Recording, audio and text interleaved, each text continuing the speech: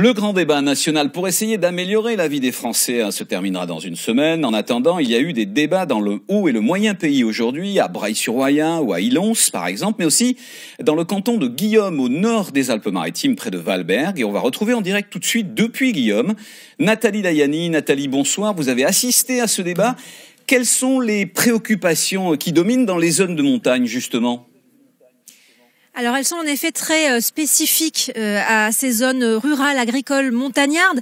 Et c'est pour ça qu'on a voulu assister à une des 6 réunions organisées aujourd'hui dans les Alpes-Maritimes. Et on est venu ici à Guillaume, une des 172 qui ont été ou qui vont être organisées dans le département d'ici le 15 mars. Et on a assisté cet après-midi à un moment d'échange démocratique assez inédit dans le village où on a vu le maire débattre avec des élus des villages voisins, avec des gilets jaunes, avec de simples citoyens.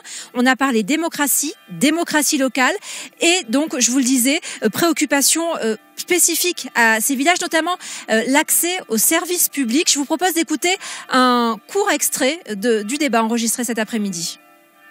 On n'a plus de commerce, on a les écoles, c'est limite. Plus de poste, enfin chez moi en Trevaux, le médecin part, donc la pharmacie se fait du souci parce qu'elle n'aura plus de clients. Donc qu'est-ce que ça va donner ? Voilà. Oui, ça c'est la désertification de nos communes de montagne. Le problème c'est qu'aujourd'hui on a de moins, comme je disais, on a de moins en moins de subventions. Ils nous réduisent de moyens et automatiquement on devient des communes dortoirs. Et c'est un problème. Pas encore. Pas encore, oui. Toi, tu es un petit peu plus loin, c'est pour ça. Mais... Jusqu'à Puget, oui. Puget en Trevaux, peut-être. C'est le dernier carat. Comment dirais-je ? Un habitant de la ruralité vaut pour l'État la moitié d'un habitant des zones urbaines. Oui. Ça, c'est pas normal.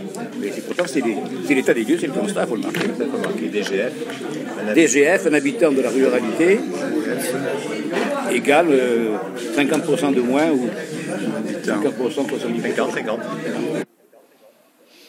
Et le maire du village, Jean-Paul David, nous a rejoint en direct donc de la place du village. Alors ce qu'on vient de voir, c'est un très court extrait d'un débat qui aura duré près de 3 heures. On a évoqué les principaux thèmes, la fiscalité des institutions, la démocratie locale, les besoins pour le village. On a entendu le constat, la DGF, donc la dotation pour un habitant des zones rurales, est 2 fois moins importante. L'État donne 2 fois moins d'argent au village qu'aux grandes villes. Ça, c'est pour le constat. Vous nous le confirmez ? Tout à fait. Vous sortez de ce débat avec quelles propositions, quelles solutions concrètes pour votre village ? Eh bien, des solutions de bon sens et de proximité, puisque nos concitoyens qui sont attachés à leur territoire savent de quoi ils parlent. Donc, le débat portait effectivement sur une série de mesures qui portent à la fois sur la démocratie locale, avec le souci d'avoir un vote blanc qui soit reconnu pour les élections, en estimant que ça participera à une plus grande intérêt pour les élections, mais aussi au maintien des services publics, qui est une problématique majeure. On souhaite effectivement que tous les services publics soient maintenus, confortés, imaginés peut-être différemment, mais c'est essentiel pour l'attractivité de nos villages et de nos territoires ruraux.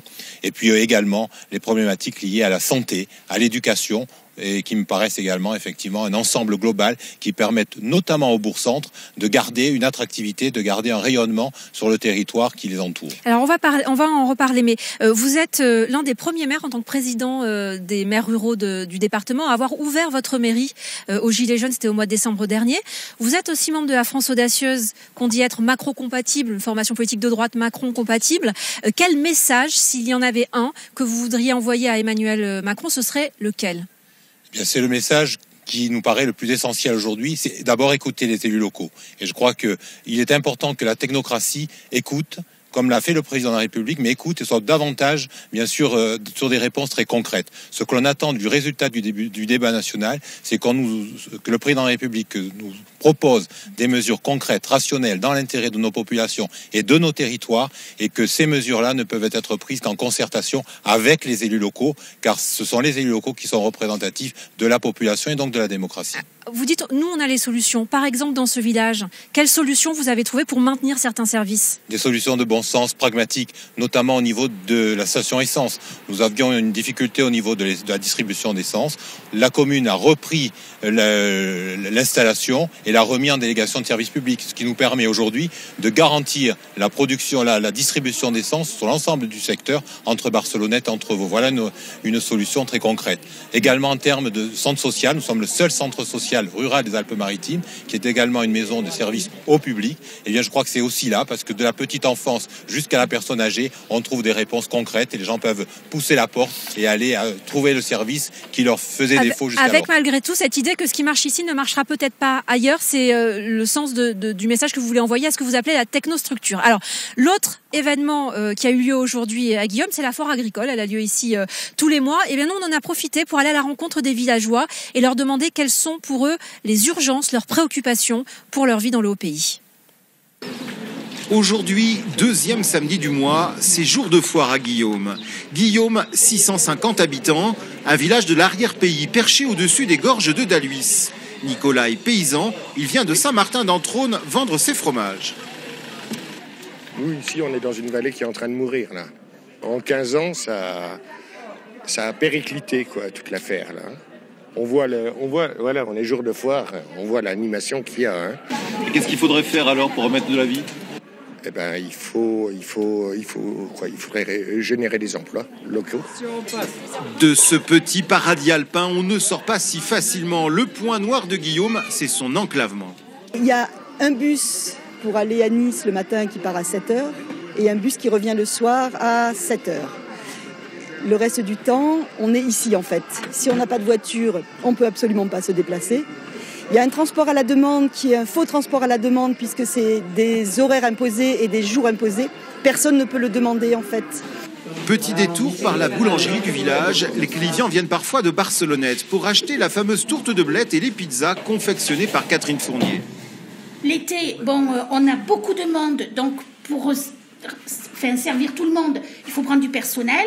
Quand vous avez tout payé, parce que les charges sont énormes, on passe les détails, vous avez fait une saison pour l'État et le personnel, mais pas pour nous. Stéphanie Hubert est apicultrice. Elle dénonce un système d'aide agricole mal pensé qui l'empêche d'agrandir son entreprise. J'ai préféré avoir une petite exploitation avec aux alentours de 70 ruches et je suis également artisan en faisant des pains d'épices, des bonbons pour essayer de avoir un chiffre d'affaires et un revenu correct. Ces jours de foire à Guillaume, pas une foire d'empoigne, plutôt une agora propice au débat. Oui, Jean-Paul, David, on entend vraiment les préoccupations. Vous vous dites le problème, c'est pas forcément le manque d'argent.